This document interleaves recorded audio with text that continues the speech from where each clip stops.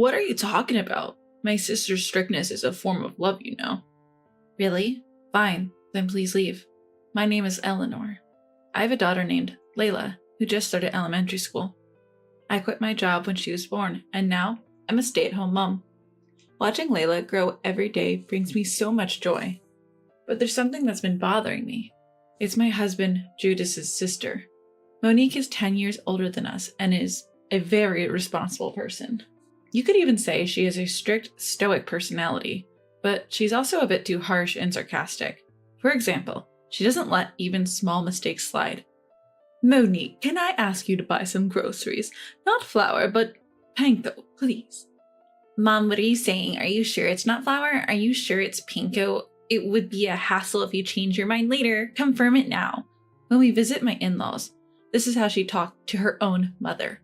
And she treats everyone else the same.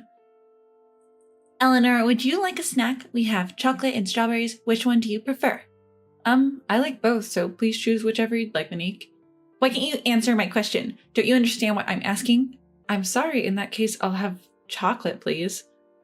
Good. Next time, answer clearly. I don't like people who are vague. But the truth is, she's not strict with everyone. Monique is particularly hard on women. In contrast, she's always lenient with her brother Judas. Boys will always be mama's boys. It can't be helped. Because of Monique's attitude, I've felt disliked by her since I married Judas. No matter what I do, she finds some petty reason to criticize me. If I don't talk, she says I'm unfriendly and rude. If I talk too much, she says I'm annoying. So I've been avoiding her. But that's becoming increasingly difficult, because now Monique's strictness is targeting my daughter Layla. Monique is extremely hard on Layla, who just started first grade. For example, kids her age often have trouble pronouncing words clearly. Sometimes this sounds like sis, or baby sounds like pebby. But Monique gets angry even about that. Speak clearly. Are you trying to act cute? That won't work on me. She also complains if Layla accidentally drops some food during meals, even if it's something small and slippery like a cherry tomato. Can't you eat properly? Kids like you shouldn't be sitting at the table. Why don't you eat on the floor?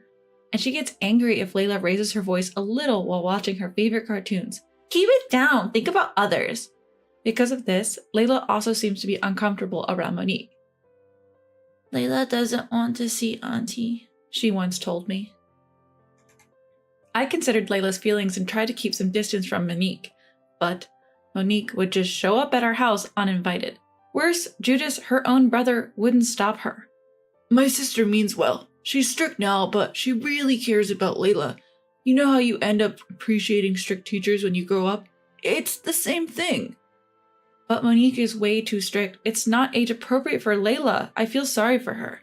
That's not true. If anything, you're too lenient with Layla. Maybe you should be stricter. Why would you say that? Layla is well behaved and a good kid. Is she? If my sister gets mad at her, she must be doing something really wrong. After all, my sister is an experienced elementary school teacher. Yes, Monique has a long career as an elementary school teacher. That's probably why Judas doesn't question her. But I think that's precisely the problem. Monique works at the same elementary school Layla attends. Fortunately, the school doesn't assign family members as homeroom teachers. So for now, Monique is not Layla's homeroom teacher. Apparently, she's in charge of a 5th grade class. So she shouldn't have any reason to interact with Layla.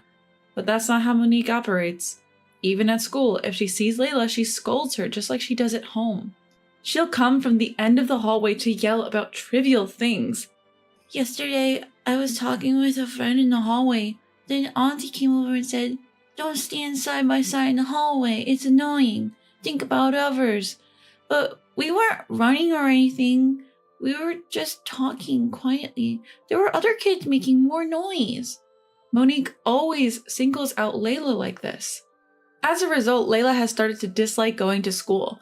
It seems her friends are avoiding her too. I like Layla, but when she's around, that scary teacher comes, so I don't want to be with her at school. Hearing this makes Layla even sadder. At this point, I can't stay silent as a mother. Even if I don't have a teaching license, I'm Layla's biggest supporter. The next time Monique came over, invited by Judas, I confronted her, and she confirmed that what Layla said was true. It can't be helped, can it? Young kids have bad manners. It's a teacher's job to correct that, and you're too overprotective, Eleanor. But Layla told me there were other kids making noise too. Oh, did she? I don't remember. But I have to be strict with family, you know? Way to go, sis. Judas, stay out of this. Monique, isn't this an abuse of authority? Layla is suffering too much. That's not true. I'm a teacher. I'm right. I have to be right. As expected, Monique isn't willing to listen. She even made a threatening comment to Layla. Hey, Layla, did you tattle to mommy? Tattletales are the worst. You'll lose friends, you know. That was the last straw for me. Please leave right now. Your very presence is harmful to Layla. How dare you say something so unnecessary? Calm down, Eleanor. Why are you so indifferent, Judas? Come on. Stop laughing and think seriously. Don't you want to protect Layla? It's not like that, but my sister has a point. Fine, then I don't need a father like that. Let's get a divorce. At my words, Judas laughed as if mocking me. Then he provocatively said, Really? Interesting. You're a stay-at-home mom. Do you know you can't live without money? You can't live on the money in Layla's toy cash register. You can't even buy meat or vegetables. Who do you think you are, mocking me? I'm your husband. If you really want a divorce, bring the papers. I'll sign them right away. Judas probably thinks I can't really go through with a divorce. He said it with a smug face. But I didn't bring up divorce on a whim. I took out the divorce papers from a drawer. All right, will you sign and stamp this? You said you'd divorce me right away, right? Hurry up. What? Wait, this is a joke, right? Why do you have this? I was giving you one last chance. I wanted to see if you would protect Layla from Monique. But if you won't stand up for her, Layla doesn't need a father like that. Let's divorce. What? Wait, I don't want a divorce. Kids need a father. Calm down, Eleanor. How will you manage financially? You're a stay-at-home mom. Monique, please be quiet. I can't. Layla is my niece and I'm a valuable student at our school. Are you planning to make her suffer? Women should obey men. Men are the breadwinners, the heads of households. Shouldn't you respect that?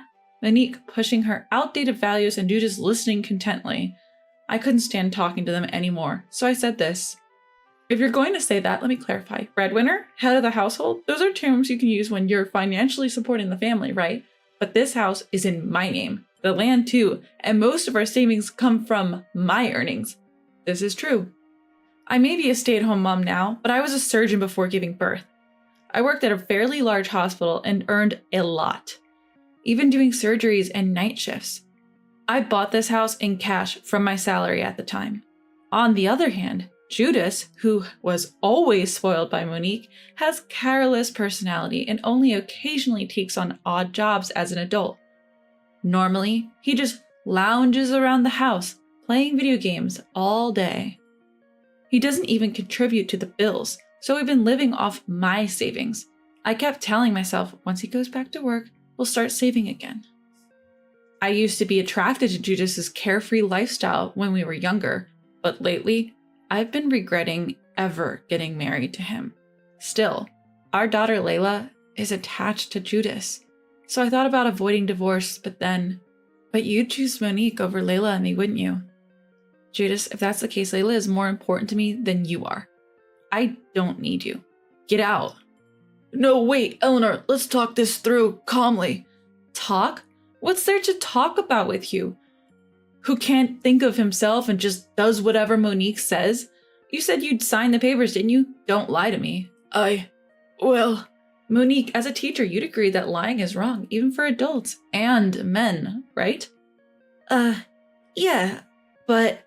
Sis! Both Judas and Monique were hesitant about the divorce, but they must have realized there's no going back. After a few hours of resistance, they finally signed and stamped the divorce papers.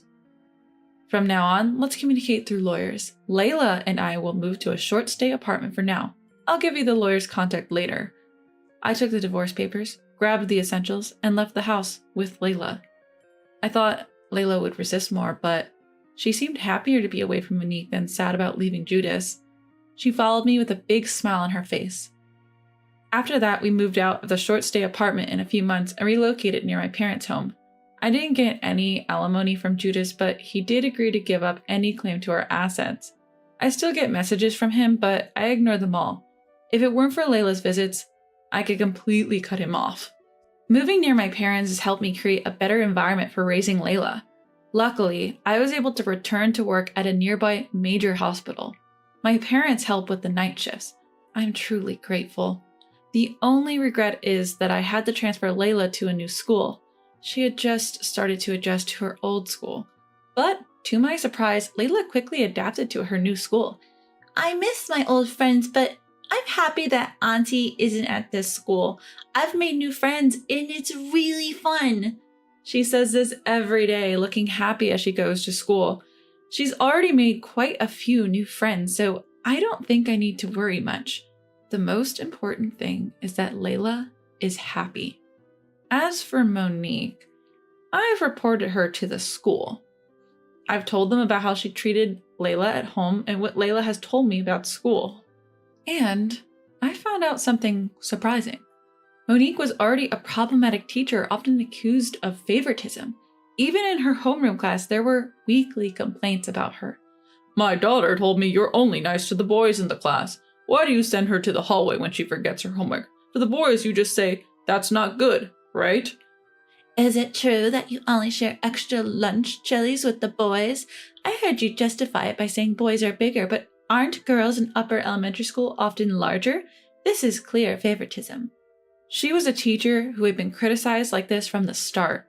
Not just from the parents of the girls, but apparently she had a bad reputation among the parents of the boys as well. We don't want our kids to be overly pampered. Can't you handle this more responsibly as a teacher? My child says it's uncomfortable to see you being strict only with the girls. It's bad for their education, so please change the homeroom teacher. Because she was this kind of teacher, it seems she won't be the homeroom teacher for the 6th grade next year. I heard she's expected to be transferred when the time comes. Of course, life seems tough for Judas too, now that we're divorced and he has no income. He says weird things during our scheduled visits. I can't ask for reconciliation now, but can you financially help me? How about $3,000 a month? Naturally, there's no way I'd agree to that. I plan to reduce the visitation schedule in the future unless Layla wants to see him. Of course, I'll prioritize Layla's feelings, but personally, I'd rather not see Judas if I can avoid it. More than that, I want to cherish my time with Layla. Since I've gone back to work, the time we can spend together has decreased. But I can push through for Layla's sake. I want to be like Mom someday. I want to become a great doctor and help lots of people. So Mom, let's work together someday.